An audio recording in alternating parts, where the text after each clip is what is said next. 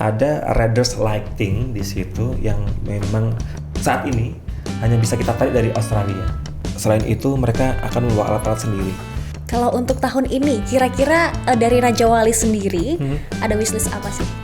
Hai Tribuners, apa kabar? Balik lagi nih dalam podcast Tribunnews. Dan kali ini Sarah nggak sendirian dong. Kita sudah ada bintang tamu spesial di balik konser Dream Theater. Kita langsung saja sapa, ada Direktur Raja Wali Indonesia, Mas Taufik Rahaja. Ya, silakan Mas Taufik. Ya, terima kasih. Oh, ya, tepuk tangan dulu dong, ya kan? Terima kasih Mbak Sarah sudah diundang di Tribun Solo di hari ini. Iya, saya juga terima kasih Mas Taufik bisa meluangkan waktu nih. Pasti sibuk banget dong ngurusin Dream Theater yang mau konser ya kalau nggak salah tanggal 10 besok. Betul, tanggal 10 besok di Stadion Manahan, area parkir A dan B. Jadi nanti ketemu di Stadion Manahan, konser Dream Theater Top of the World Tour. Dan ini adalah konser satu-satunya di Asia. Ada 2 negara di Asia, ada Indonesia dan juga Jepang gitu. Jadi satu-satunya di Indonesia. Jadi satu-satunya di Asia Tenggara itu cuma Betul, Indonesia Asia Tenggara, aja. betul. Wow, jadi masyarakat Indonesia, apalagi yang ngefans sama Dream Theater patut berbangga dong ya. Raja Wali loh yang ngedatengin Dream Theater ke Indonesia, ke Solo. Nah, tapi sebelum kita nanti mau ngobrolin lebih lanjut soal Dream Theater, kayak pengen tahu nih sebenarnya tuh Raja Wali Indonesia apaan sih? Kan katanya kalau nggak kenal maka nggak sayang ya Mas ya. Boleh dong diceritain soal Raja Wali Indonesia? Ya, Raja Wali Indonesia sendiri adalah promotor musik, berangkat dari Yogyakarta. Selain itu kita juga event consultant gitu ya, dan event management. Ada 5 festival musik besar di Indonesia yang kita bidani. Ada Prambanan Jazz, ada Jogja Rokarta Festival, ada Batik Musik Festival, ada Mocosi Festival. Kemudian ada satu lagi Jogja Rokarta gitu. Jadi ada 5 festival besar. Kemudian selain itu kita juga buat bikin konser-konser di konser artis internasional, artis nasional gitu ya. Konser tunggal gitu ya. Tidak saja ada di Jogja tetapi juga tidak di Jakarta, tapi kita mencoba lebih merata lagi bisa ke banyak daerah di Indonesia. Ya harapannya sih kita pengen ngangkat musik turismenya yang ada di Indonesia ya. Jadi punya banyak pilihan gitu.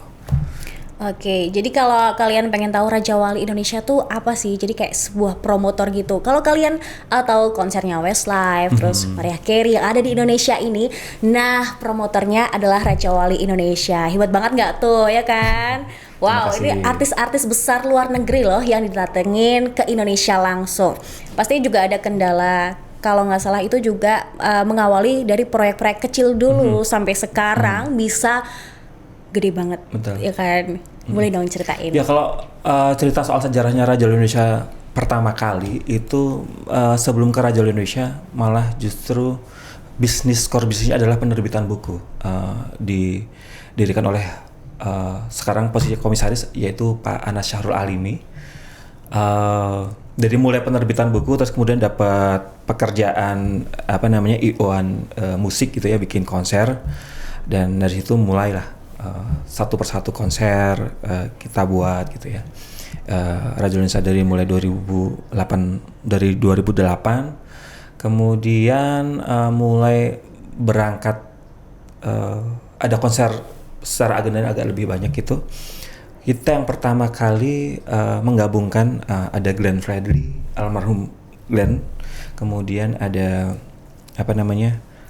Tompi, ada Sandi Sandoro untuk gabung menjadi Trio Lestari. Waktu itu sih namanya belum Trio Lestari. Kita buatkan konser di beberapa kota gitu ya, tour gitu ya. Dari situ mulai intens untuk bikin konser musik. Tapi kalau ngomongin soal festival musik, baru Prambanan Jazz Festival adalah festival musik terlama kami. Itu tahun ini adalah tahun ke-8. Itu mulai dari 2015 gitu. Pertama kali di Candi Prambanan, di line up-nya waktu itu masih Kenny G dan beberapa artis Indonesia gitu. Oke, jadi emang berawal dari proyek kecil lalu sampai ngehandle Prambanan Jazz. Betul. Ya selama 8 tahun loh. Nah, kalau cerita soal Prambanan Jazz yang kita pasti udah hafal banget setiap tahunnya hampir ada gitu. Ada nggak sih treatment khusus ketika membuat Prambanan Jazz dari tahun ke tahun supaya lebih istimewa gitu? Ya kalau sebenarnya sih cerita Prambanan Jazz itu juga agak sedikit unik. Jadi kayak semacam ada sedikit kecelakaan gitu ya. Kita sempat dealing dengan salah satu venue yang ada di Jogja, ballroom gitu. Kita mau buatkan sebuah tontonan konser eksklusif seperti itu. Kita kontak Kenny G untuk didatangkan. Kemudian ada komunikasi yang membuat dari pihak hotel itu, dari pihak venue-nya itu membatalkan sepihak gitu. Akhirnya tapi kami kan harus menjaga komunikasi dengan artis internasionalnya ya, karena juga itu bagian dari track record pekerjaan kita nanti ke depannya gitu, supaya lebih memudahkan. Dari situ kita mencoba untuk mencari alternatif venue yang ada di Jogja, outdoor gitu ya, yang luas gitu, untuk kita pindah Kenny G ini ke venue tersebut. Tetapi ketika ngomongin soal venue-nya, Prambanan adalah salah satu pilihan gitu. Borobudur juga bisa menjadi salah satu pilihan juga kalau ngomongin soal ada di area heritage ya. Kita pengennya kalau bikin sesuatu tuh ada value tambahnya gitu ya. Jadi kita memang sengaja milih venue-nya yang heritage gitu. Dari situ kemudian pengalaman pertama ya masih banyak kelemahan-kelemahan. Kita bicara soal festival musik pertama kali gitu ya, dengan line up yang lebih dari satu gitu ya. Kami memang harus belajar banyak, karena kalau ngomongin soal apalagi dengan komunikasi dengan artis internasional, dan ada beberapa rule, karena perubahan itu kan selalu ada, termasuk perubahan pada saat di hari hanya di tahun 2015 itu, yang seharusnya Kenny G sebagai penutup, tetapi tiba-tiba dia minta lebih maju lagi, jadi secara rundown harus berubah, yang artinya tuh ya kalau ngomong soal secara show management jadi agak sedikit kacau gitu. Karena tapi dari situ ya nilai positifnya di 2015 kita belajar secara target dari ya cuman 5.000 penonton, yang datang di situ 8.000 orang gitu ya. Kemudian dari tahun ke tahun kita mencoba perbaiki lagi di tahun berikutnya, yang tadinya cuma 1 malam, kemudian ada di 2 hari, kemudian menjadi 3 hari, yang tadinya cuma ada 2 panggung, tiba-tiba terus kemudian kita yang di panggung festival kita tambah jadi 1 panggung lagi, ada 2 panggung festival, kemudian 1 panggung special show gitu. Ya selalu ada selalu ada perbaikan setiap tahunnya, karena kita belajar dari tahun ke tahun ya, mulai dari soal handling artisnya, soal strategi promosinya, kemudian belajar soal show manajemennya, yang timekeeping sebuah festival besar gitu ya, sampai dengan treatment yang terakhir kemarin di 2022 ya, meskipun tampak seperti kita 2 tahun nggak ngapa-ngapain, tidak bekerja secara offline, ada penonton langsung di hadapan kita, itu juga jadi kayak semacam kita harus belajar lagi nih soal proses adaptasi itu ya, dengan ya dibilang cukup sukses kemarin. Itu pertama kali kita bisa buat festival offline lagi di Prambanan Jazz Festival 2022 kemarin yang ke-8. Ya secara target penontonnya melebihi target gitu ya. Dan ya meskipun belum bisa kapasitasnya secara normal, masih social distancingnya, awalnya kita announce-nya masih dengan kebijakan yang social distancing, protokol kesehatan yang sangat ketat gitu ya. Tapi kan secara perkembangannya kan kita juga melalui banyak bulan untuk melakukan promosi dan macam-macam, dan kebijakan pun juga mulai berubah lagi. Jadi secara strategi promo yang di awal adalah jualan tiketnya dengan kursi, ya mau nggak mau kan kita juga harus konsisten dengan itu, harusnya tetap dengan kursi. Ya sebenarnya sih kalau secara impian cita-cita yang pengennya kalau festival musik ya berbaur gitu ya, standing, berdiri gitu. Karena lebih terasa vibes-nya, lebih seru. Betul, juga kan. Karena juga orang lama tidak ke Prambanan dalam rangka festival musik gitu ya, dan sudah ada bisa konser offline lagi, ya akhirnya sementara itu diredam dulu keinginan itu. Semoga nanti di 2023 sudah bisa normal lagi gitu. Tapi kemarin sudah cukup seru dan target penontonnya juga kita nggak nyangka juga banyak yang datang di sana. Protokol kesehatan pun juga kami lalui dengan tertib. Ada vaksinasi di lokasi gitu ya, vaksin booster kita siapkan juga. Terus kemudian juga ya orang pakai masker gitu.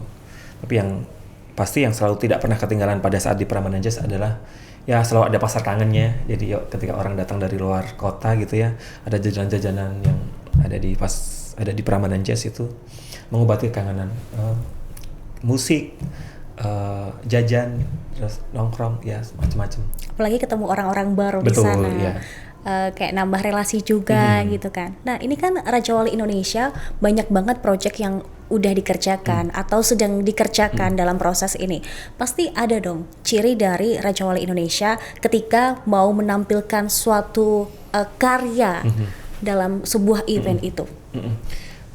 Ciri utamanya sih sebenarnya tidak melulu soal line up dan juga konsep-konsep itu, tetapi ada hal-hal yang pengen kami angkat ke permukaan soal musik turismenya. Jadi memang sengaja pilihan venue-nya itu tidak di kota-kota mainstream seperti Jakarta yang memang secara agenda konsernya bisa setiap bulan tuh selalu ada gitu ya. Tetapi kita pilih venue-venue yang memang ada nilai heritage atau terus kemudian memang ada nilai kelokalan yang sangat menjadi ciri khas sebuah kota gitu ya, untuk kita jadikan venue gitu. Jadi ya apalagi kalau ngomongin soal artis internasional, meyakinkan mereka, komunikasi dengan mereka, membawa konser mereka ke sebuah kota yang sebelumnya belum pernah ada konser internasional sama sekali, itu cukup cukup effort dalam arti, tetapi juga bukan perkara ya gampang-gampang, susah sih sebenarnya selama sarana prasarananya kamu bisa menyiapkan, kita sebagai promotor bisa menyiapkan, ya mereka pasti ya oke gitu ya. Jarak antara antara bandara ke venue, terus kemudian venue ke hotel gitu-gitu, hotel bintang berapa di sana ready dan sebagainya gitu tuh. Ya kita perlu sampaikan itu ke semuanya, kita sampaikan itu semua ke artis gitu, dan mereka oke, ya tinggal kita atur deposit pemberian dibukanya, log tanggal dan sebagainya gitu, jadwal strategi promosi bagaimana, mau announce kapan gitu, ya sudah rilis gitu. Oke, ini kan Raja Wali Indonesia tadi sempat ngomong soal selain konsep konsernya, tanggalnya, tapi juga menginformasikan tentang bisa dikatakan hal-hal yang rinci tapi nggak bisa dianggap sepele. Akses, deket mana, tapi itu juga nilai plusnya di announce juga kepada para penonton atau fans-fans yang mau nonton ke konser. Jadi kalau misalkan kalian besok itu ada konser Dream Theater, Raja Wali juga sudah menginformasikan cara mengaksesnya ke venue seperti Betul. apa gitu. Jadi kayak mungkin terlihatnya cuma mendatangkan saja, tapi ternyata nggak semudah itu gitu ya. Iya, betul. Jadi kan ya apalagi ketika kita melakukan komunikasi dengan agensi artis internasional ya, hal yang detail itu menjadi pertimbangan mereka, karena ada offering sheet, jadi kayak semacam lembar penawaran ketika kita mau bidding artis internasional seperti itu, pasti ada ada beberapa hal yang mereka pengen tahu. Pernah bekerja sama dengan agensi artis internasional siapa saja, apa nama agensi artisnya, siapa nama kontak personnya disebut di situ. Kemudian juga pernah mengundang artis internasional siapa saja gitu.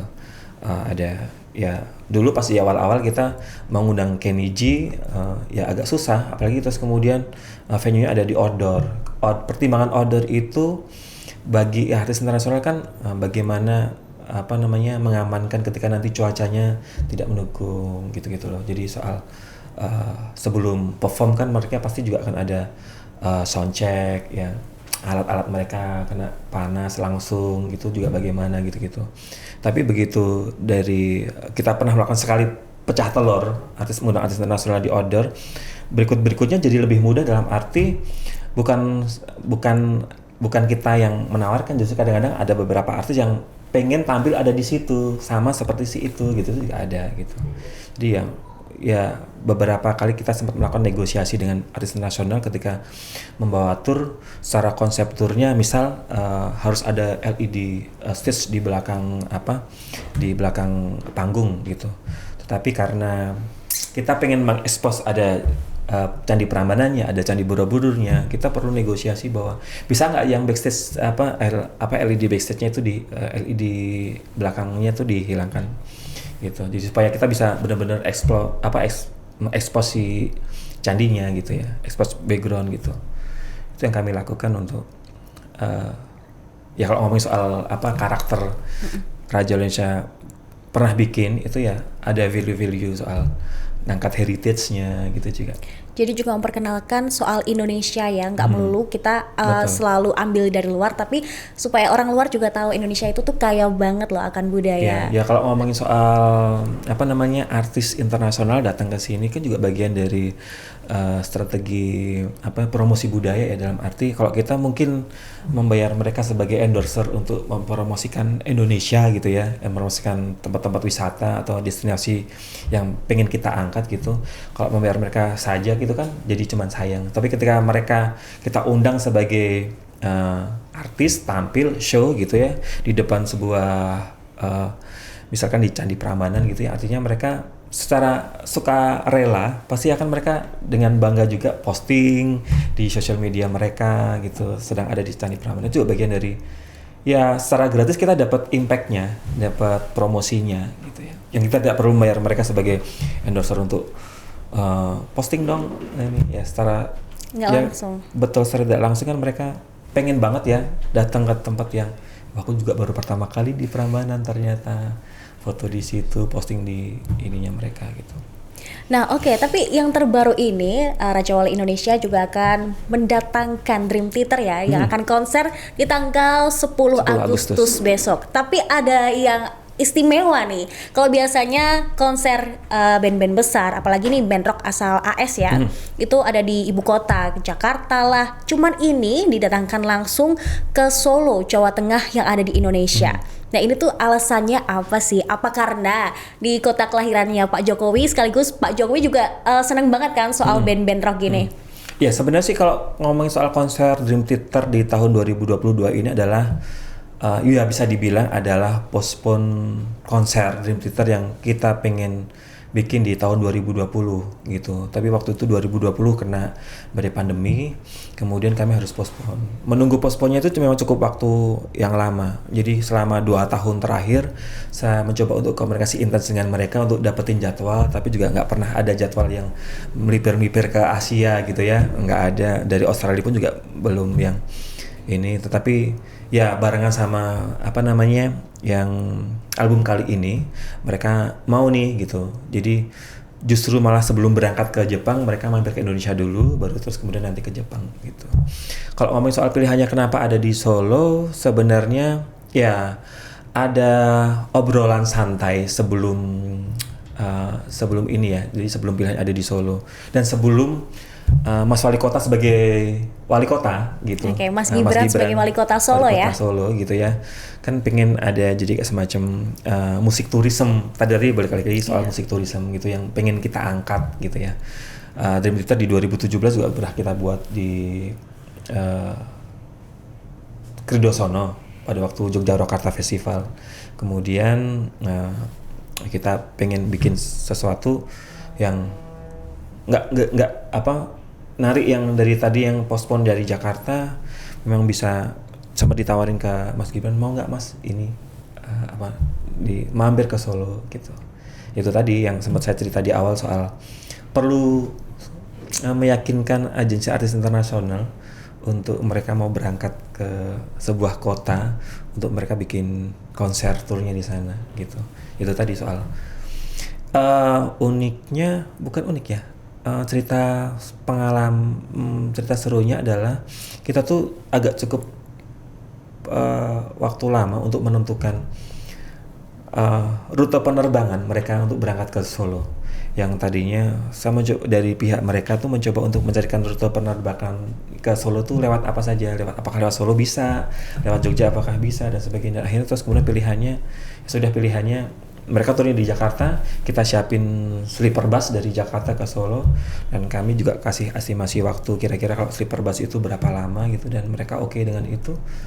Ya sudah, akhirnya confirm mau tampil. Ya kita dapatnya tanggal, kenapa juga nggak di weekend, kenapa bikin konsernya di tengah weekdays gitu ya, karena daripada tidak sama sekali juga. Dan akhirnya terus kemudian ya sudah, ini kan kami menjawab fansnya Dream Theater yang sudah nunggu lama 2 tahun, yang mereka sabar tidak melakukan refund tiket mereka, dan mereka juga bisa nonton lagi di konser 2022 ini. Nah oke, jadi kan ini kali kedua Raja Wali Indonesia mendatangkan Dream Theater ya. Kalau dulu di tahun 2017, apa nih bedanya Mas di tahun 2017 dan juga di tahun ini gitu? 2017 bedanya, kalau bedanya di 2017 sebenarnya Dream Theater sebagai headliner di Festival Yogyakarta ya, gitu. Cuman kalau yang ini adalah konser tunggalnya Dream Theater, bagian dari tour albumnya yang terakhir gitu. Yang bedanya lagi di 2017 mungkin akan banyak sekali dramanya, karena sebenarnya sih kalau ngomongin soal cerita 2017 Dream Theater itu adalah cerita, iya, buat kami yang bekerja di Raja Wali Indonesia itu jadi bagian dari cerita seru, pengalaman seru gitu ya. Karena awalnya itu Dream Theater kita mau set festivalnya itu ada di Candi Prambanan. Cuman karena ya kalau kita ngomongin soal Candi Prambanan gitu ya, pasti ada banyak bagian-bagian yang memang merasa memiliki, dan apalagi kalau ngomongin soal konser rock di Candi gitu kan, pasti ya pro dan kontranya akan pasti selalu ada gitu. Daripada terus kemudian pro dan kontranya berlarut-larut dan terlalu lama gitu ya. Dan apalagi ini juga sudah sempat viral waktu itu di sosial media. Pilihan terbaik adalah ya sudah, kita memindah di H-2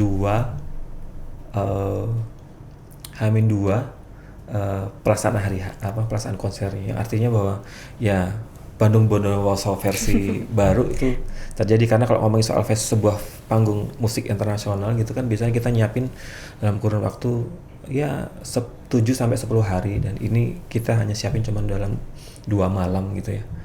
Ya itu pekerjaan yang luar biasa. Jadi dramanya itu drama-drama yang memang kadang-kadang komunikasi kita dengan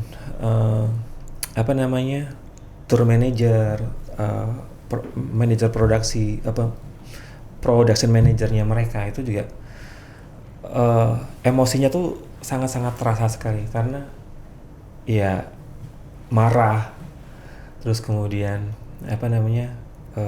sampai sedihnya setelah event itu jadi dapat banget tuh, karena ya dramanya itu ada di 2017 gitu. Itu yang terjadi, dan ya yang kali ini sih semoga sih lebih lancar, lebih enak, karena juga secara line up-nya juga kita secara prepare-nya, kalau sekarang sih prepare-nya irisan secara waktu loading-nya cuman barengan sama Asian Para Games saja di venue yang sama gitu ya. Ya keren sekali Solo punya event internasional dalam waktu bersamaan gitu ya, dan ini juga bagian dari pasti secara kunjungan tamu-tamu datang ke kota Solo pasti wah jadi salah satu alasan kenapa dipilih di kota Solo itu ya. Dan ini emang kalau tadi lihat di drama di tahun 2017 ada rasa marah, terus sedih, tapi sebagai pekerja di Raja Wali Indonesia tetap harus profesional dong. Profesional.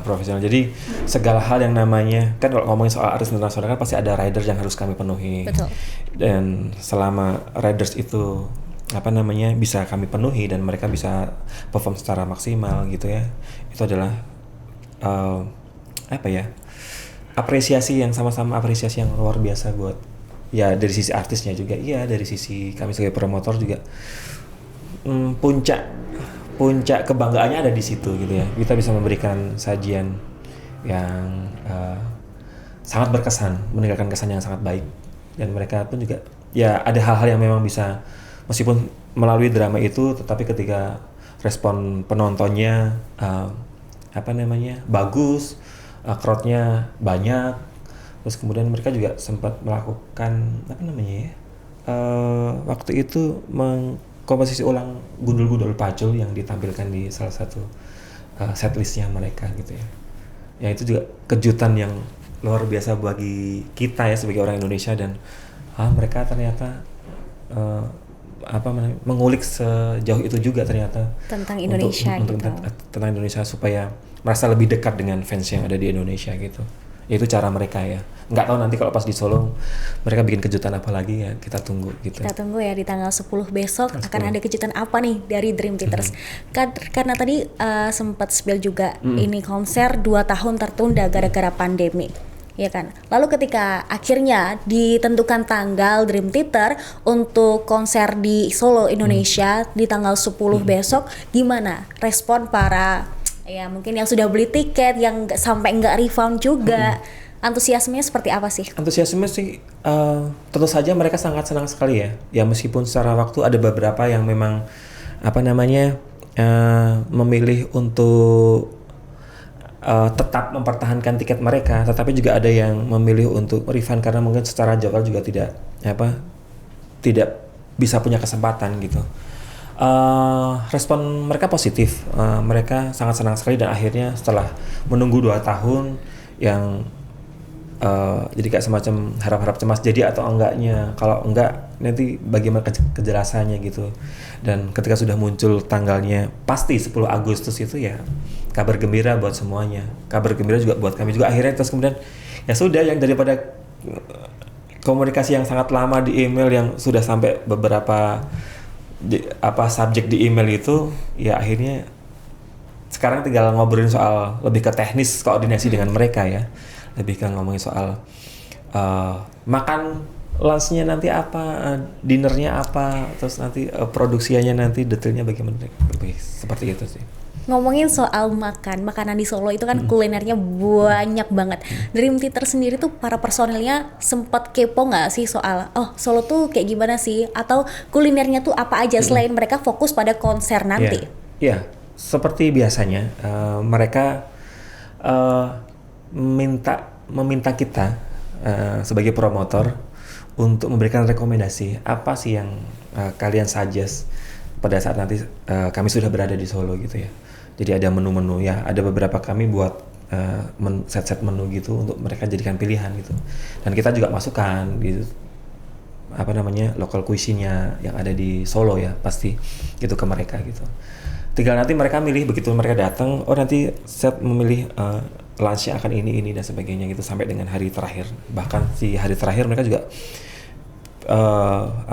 after party ya mereka menyebutnya gitu ya, setelah mereka benar-benar selesai perform gitu, harus disiapkan, mereka nanti akan memilih kuliner-kuliner yang ada di sekitar, restoran sekitar atau kuliner sekitar itu apa.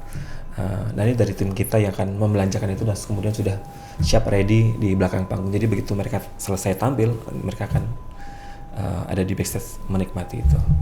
Dan kembali lagi di besoknya ke Jakarta. Oke, aku penasaran banget nih. Mungkin bisa di-spill salah satu kali ya menu yang direkomendasikan gitu kepada para personilnya. Kemarin yang sempat kita ada Indonesian menu ya, ada Indonesian menu. Kemudian ada menu-menu Solo juga gitu. Tentu saja ada timlonya gitu loh. Kemudian kemarin ada banyak sih kemarin yang kita sempat kirimkan ke mereka supaya mereka memilih. Kita juga minta rekomendasi dari beberapa orang yang ada di Solo ya, untuk kita buatkan gitu, untuk kita kirimkan ke mereka dan mereka akan memilih. Ya itu lokal cuisine, snack dan sebagainya nanti kita juga minta. Kalau snack sih biasanya nanti akan kita siapin di backstage ya. Ngomongin soal persiapan kan butuh waktu, tidak cuma panjang banget gitu ya. Panjang banget. Ya mereka kan sampai di sini tanggal 8, 9 H-1 soundcheck dan sebagainya. Hari hanya tanggal 10, tanggal 11 udah balik lagi ke Jakarta untuk penerbangan ke Jepang. Oke, kalau untuk sound sendiri, katanya nih mereka langsung mendatangkan alat-alat soundnya itu tuh dari Amerika Serikat. Mereka nggak mau atau lebih memilih alat-alat mereka sendiri gitu loh, daripada yang ada di Indonesia. Betul nggak sih Mas? Kalau sound sih sebenarnya kita ada riders yang memang harus kita penuhi. Jadi kayak lighting, sound system, technical ridersnya mereka yang harus kita siapin. Tetapi selain itu mereka akan membawa alat-alat sendiri. Konfirmasi sudah ada 25 box yang sudah sampai di Jakarta dan tinggal dikirim nanti pada saat jelang ya tanggal 8 tuh sudah sampai di sini, tanggal 9 sudah set up, sudah serah terima dengan mereka. Cuma yang unik ini yang salah satu membuat komunikasinya jadi sedikit lebih panjang itu adalah ada riders lighting di situ yang memang hanya bisa saat ini hanya bisa kita tarik dari Australia, yang ada di Australia.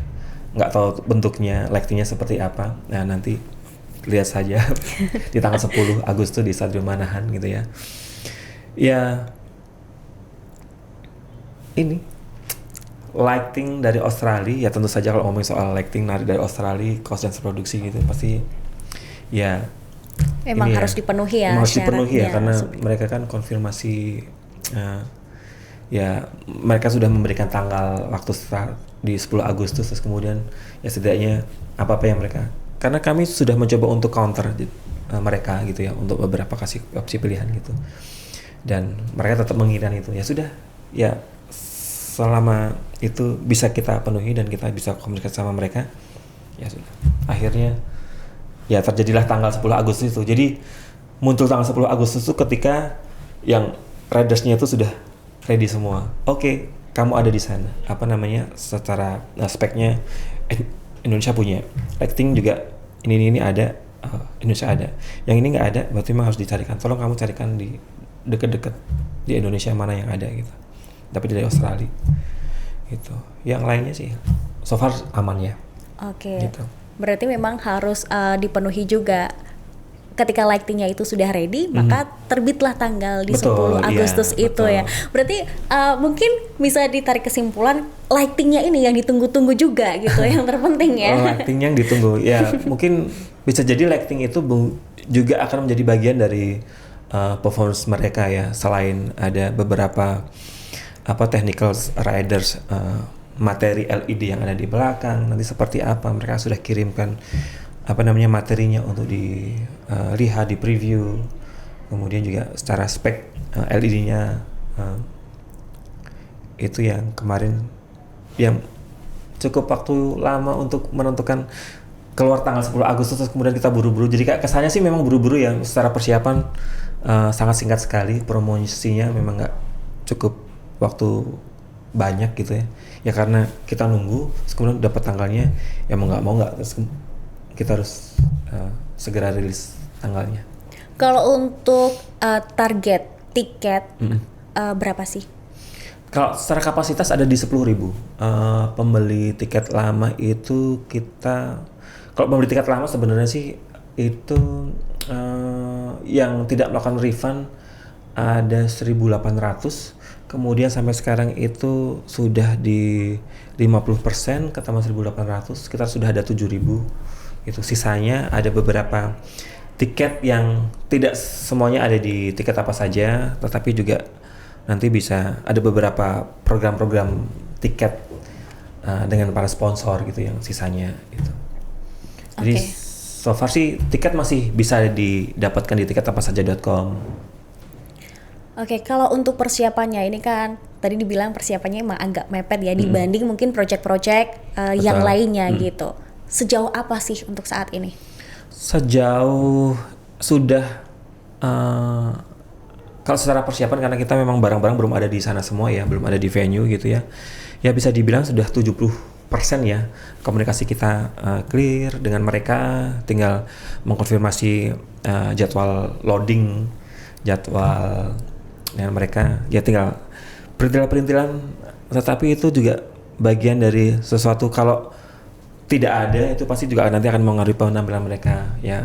Mereka juga pasti secara logistik mereka di sini butuh makan, ya bagian dari hospitality, kendaraan, bisnya gitu ya. Cuman hal-hal yang perlu kita konfirmasi lagi ke para vendor gitu. Selama ini berarti untuk menunggu sampai hari H ya, cukup berkomunikasi secara intens dong Betul. ya Pak untuk Betul. ke pihak Dream Iya, Theater sendiri. apalagi kalau kita ngomongin soal jam jam efektifnya gitu ya, kan kebalikan dengan kita ya. Jadi saya otomatis mungkin kalau agak punya lingkar hitam di mata mungkin karena memang sering begadang, karena di saya mencoba komunikasi dengan mereka itu mulai dari jam 8 malam sampai dengan jam 6 pagi. Itu adalah waktu efektif mereka. Ketika saya kirimkan email pasti akan dibalas sama mereka. Ya pasti ada waktu yang saya juga lelah tidur gitu, terus kemudian juga jadi skip. Saya kirim siangnya, nanti balasnya pasti ada delay waktu karena mereka pasti kan waktu istirahat. Tapi ketika di jam-jam itu ya pasti akan fast respon. Saya kirim apa nanti dia akan reply gitu. Jadi agak sedikit kebalikan sih waktunya di sini.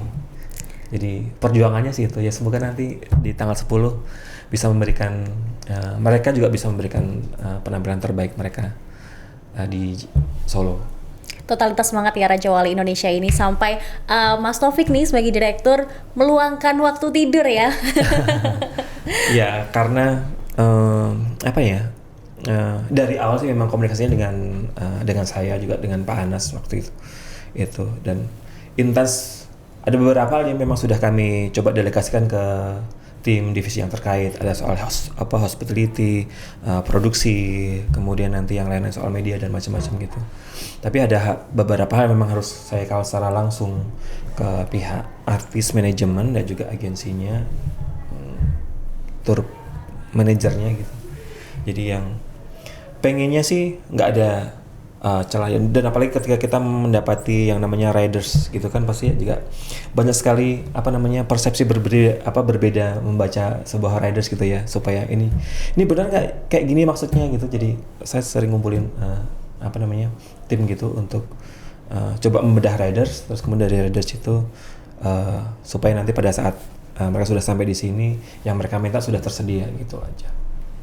Untuk antisipasinya sendiri di konser besok tanggal 10 apa aja nih Mas? Termasuk juga keamanannya ya? Kalau soal keamanan, yang pasti kami menyiapkan selain terkait soal izin keramaian yang itu didukung oleh polisi, kami juga menyiapkan terkait soal security personal yang akan nempel ke mereka. Kemudian juga bagian dari standar penyelenggaraan event di masa pandemi gitu ya, bahwa protokol kesehatan juga tetap masih berlaku, masker gitu. Kemudian juga bagian dari, kalau kita ngomong soal event juga bisa menjadi bagian dari campaign vaksinasi gitu ya. Jadi kami juga tetap menyiapkan vaksinasi di lokasi gitu. Bagi yang memang belum vaksin kedua, mau vaksin booster di sana juga bisa disiapin gitu juga. Ya kadang-kadang juga orang bisa vaksin gitu ya, mumpung karena ada kesempatan, ada di situ dekat, terus kemudian kami sudah siapkan di sana bekerja sama dengan dinas terkait yang ada di kota tersebut. Jadi kayak semacam harapannya sih nanti semakin bisa ramai lagi event-event offline gitu ya di 2023 ya, syukur-syukur sudah bisa kembali normal lagi gitu ya, sudah tidak lagi dengan ya sekarang kan sebenarnya juga sudah mulai kabar baik gitu ya, konser offline dengan kapasitas yang lebih daripada 1.000 gitu kan sudah bisa terselenggara. Itu juga buat kabar baik bagi kami sebagai pelaku event ya. Dan ini juga dirasakan banget buat promotor-promotor yang ada di Jakarta, di daerah-daerah juga ya. Berarti ketika kemarin pandemi lagi naik-naik banget COVID-nya, apa nih imbasnya langsung ke para promotor terkait imbas psikologis, materi. Karena nggak bisa ngapa-ngapain, nggak bisa cari duit gitu. Nah itu yang utama ya. Psikologis itu dalam arti istilahnya orang yang akhirnya bisa tetap setia, berjuang bersama untuk tetap bekerja tetap di event gitu kan akhirnya. Tapi ada beberapa juga yang akhirnya memutuskan untuk banting setir, pilih pekerjaan yang lain gitu. Ya saya cukup apresiasi buat tim yang memang secara konsisten kita berjuang tuh dalam arti karena setelah proses 2 tahun pun juga kita mencoba untuk bikin sesuatu, tetapi karena dengan adanya regulasi yang baru gitu, akhirnya terus kemudian belum bisa, kita coba mundurin lagi, belum bisa, kita coba. Jadi itu juga bagian dari perjuangan yang sangat panjang, dan akhirnya begitu sampai ada forum komunikasi Asosiasi Promotor Musik Indonesia, kemudian ada pekerja event gitu yang mencoba untuk merumuskan bagaimana supaya event offline bisa tetap terselenggara dengan syarat-syarat yang kemudian itu bisa jadi semacam buku panduan yang disusun oleh Kemenparekraf gitu, yang diturunkan untuk ke beberapa sub-sub bisnis lainnya gitu ya. Itu juga bagian dari perjuangan tim di balik layar, promotor musik, event organizer, dan lain-lain gitu. Terus kemudian merumuskan sebuah panduan yang itu bisa dipakai untuk penyelenggaraan sebuah event gitu ya. Jadi standar event sekarang yang bisa bisa diberikan rekomendasi untuk terselenggara yang memenuhi syarat-syarat yang sesuai dengan panduan itu gitu. Ya itu juga bagian dari perjuangan teman-teman gitu. Ada ritual khusus nggak sih, kayak semacam kebiasaan ketika Raja Wali Indonesia ini tuh mau mendatangkan artis-artis dari luar gitu?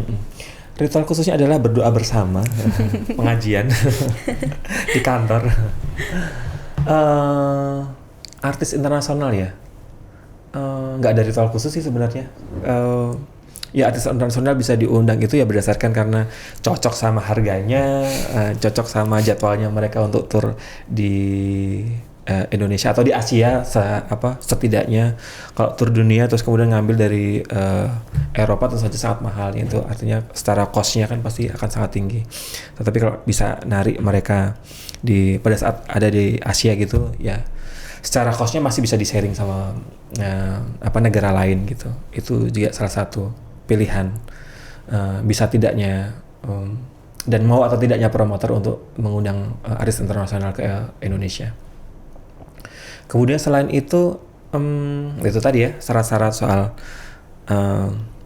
harus punya record yang sangat panjang untuk lebih mudah mendatangkan artis internasional ke Indonesia. Ketika ada jaminan itu kan artinya bahwa kamu sudah pernah mengundang A, B, C, D gitu, artinya bahwa aman nih, tinggal aku melakukan komunikasi terkait soal hal-hal teknis lain gitu. Sehingga pihak artis dan manajemen pun percaya gitu. Betul. Ya.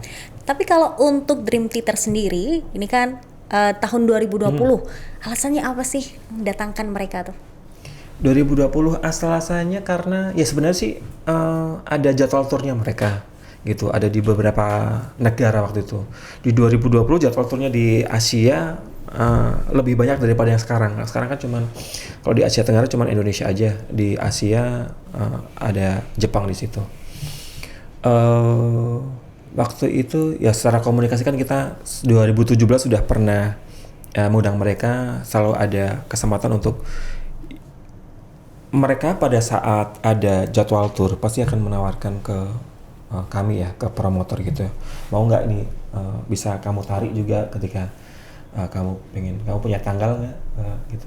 Itu juga bisa jadi berlaku juga ketika kita pengen pun juga bisa berlaku. Ada jadwal ke Asia nggak gitu, supaya bisa kita tarik ke Indonesia gitu ya. 2017 ke 2020 jeda waktu cukup lama ya, 3 tahun gitu. Dikasih lagi ya secara fans pasti akan senang-senang aja gitu. Dan apalagi 2022 ini kalau ngomong dari rentang 2017 kan waktu yang sangat lama gitu, 5 tahun. Iya, 5 tahun. Ya, tidak tampil di Indonesia, dikasih tontonan ya harusnya ya kalau memang fans garis kerasnya Dream Theater ya harus nonton besok di tanggal 10 Agustus. Oke, jadi buat kalian nih Tribuners yang ngefans banget sama Dream Theater, soal karya-karya mereka wajib banget nonton. Karena tiketnya masih tersedia ya sampai sekarang ya? Masih tersedia. Tapi jangan sampai nanti pada saat di hari H juga masih tersedia. Semoga, tapi secara harga tiketnya pasti akan menyesuaikan di hari H, on the spot harga tiketnya. Sekarang masih tiket reguler gitu, jadi 750 dan juga 1 juta di luar pajak daerah, pajak pendapatan daerah dan juga admin fee. Ini berarti ada rencana dong kalau misalkan nih para netizen atau orang-orang Indonesia yang pengen banget mendatangkan artis nih dari luar, bisa mengabulkan nggak kira-kira? Wishlist ya? Ya. Ya wishlist tuh ada wishlist yang memang kita menyesuaikan marketnya gitu ya. Nanti silahkan mungkin di follow Raja Wali Indonesia Instagramnya, di situ kasih aja komentar-komentar apa gitu ya, pengen datengin atau DM gitu. Di situ kadang-kadang juga jadi bagian dari pertimbangan kami memilih artis Indonesia, artis internasional untuk datang ke Indonesia. Kemudian ya kami sendiri juga punya wishlist, pengen datengin siapa, itu juga punya banyak wishlist yang pengen kita undang ke Indonesia gitu ya. Kalau untuk tahun ini, kira-kira dari Raja Wali sendiri ada wishlist apa sih untuk mendatangkan tamu ya? Boleh dong ya kan, dibocorin sedikit gitu. Yang sudah pasti, yang sudah confirm adalah Westlife.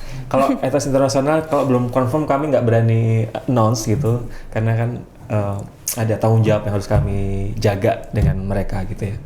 Tapi ada beberapa yang sedang tahap komunikasi gitu ya. Tahun depan juga kita sudah ada agenda juga gitu di festival-festival kita.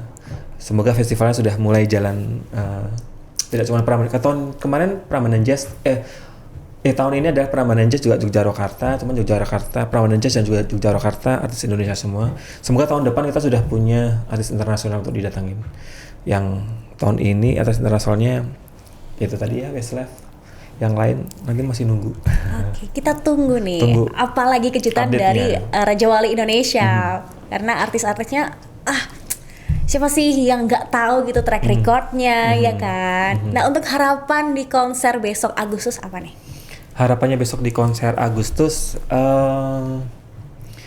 ya saya tahu tanggalnya Big Days, tapi semoga yang datang besok di Stadion Manahan itu tiketnya sold out pastinya ya. Harapannya setiap promotor yang pengen bikin konser gitu ya, dengan tiketnya sold out pasti nanti kita akan jadi kayak sedikit candu bagi kami sebagai promotor musik untuk ya next. Oke nih Solo salah satu alternatif venue untuk konser internasional kita bisa bawa ke Solo gitu ya. Ya, jadi jangan lupa beli tiketnya. Oke, jangan lupa beli tiketnya ya buat kalian penggemar Dream Theater, karena nggak boleh banget ya untuk dilewatkan. Betul, karena kita nggak tahu ya setelah di 2022 mereka bisa ke Indonesia lagi kapan. Kadang juga ya 2 tahun kemarin juga posisinya juga menunggu yang cukup lama gitu ya. Setelah ini ya kita belum tahu. Mumpung ada kesempatan Dream Theater ke Indonesia lagi, jadi jangan lewatkan kesempatan ini.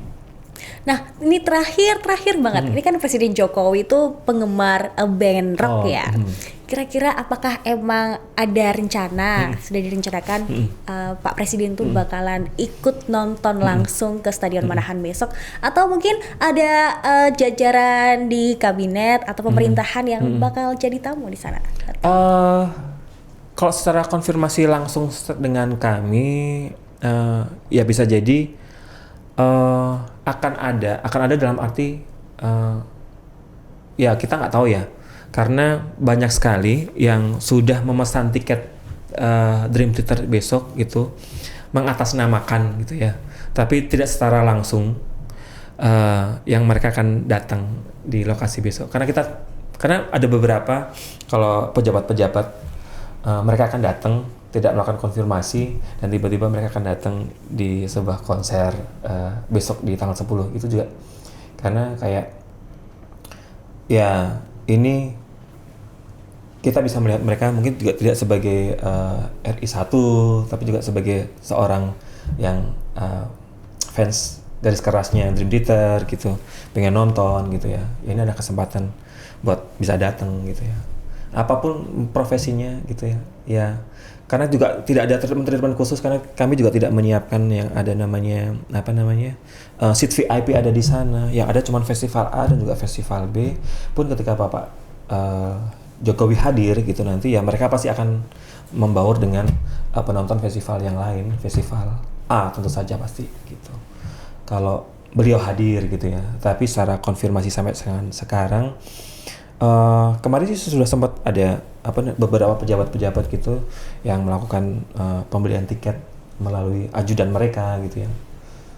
Berapa banyak tiketnya gitu, ada 10, beli 20, beli 30, 40 gitu. Sudah. Oke, jadi kita tunggu nih apakah jadi, Bapak ya. Jokowi akan hadir menonton langsung konser Dream Theater ya kan? Kita nggak tahu, kita tunggu nggak aja. tahu, bisa jadi nanti Mas Wali Kota langsung ini ya anak meminta, loh Pak, kami Ya, sebagai boleh. fans Dream Theater gitu kan, terus kemudian bisa ini. Karena Mas Gibran kan kemarin udah welcome banget ya konser diadakan di Solo, Jawa Tengah ini. Betul. Ya kayak kemarin berita terakhir yang kemarin juga sempat viral gitu ya kalau Pak Jokowi ya postingan yang diposting sama Mas Gibran gitu ya kalau Pak Jokowi nonton ya harus beli tiket gitu ya artinya memang ada beberapa kemarin sempat konfirmasi ke kami ada pembelian tiket itu entah itu dari jajaran kabinet atau jadi jajaran di kepala daerah yang akan datang ke Solo untuk nonton di Twitter ya sangat memungkinkan untuk bisa hadir gitu. Tapi kita tunggu saja ya itu, tapi tidak ada secara treatment khusus dari pihak kami promotor untuk menyiapkan, tetapi ya ketika mereka datang ya akan sebagai penonton sama seperti yang lain berbau dengan festival gitu, dengan festival. Oke, jadi itu tadi ya soal seluk-beluk Raja Wali Indonesia dan juga kita spill dikit soal dibalik konser Dream Theater besok tanggal 10 Agustus ya di Stadion Manahan gitu. Jadi buat kalian jangan sampai ketinggalan konser ini. Kalian kalau misalkan pengen tahu informasi terbaru lainnya soal konser Dream Theater itu bisa ke Instagramnya Raja Wali Indonesia ya. Betul, @rajawali Indonesia. Itu jadi update-nya di sana. Ya, secara update agendanya seluruh event Raja Wali Indonesia di sana. Kecuali yang festival nanti ada akun festival sendiri.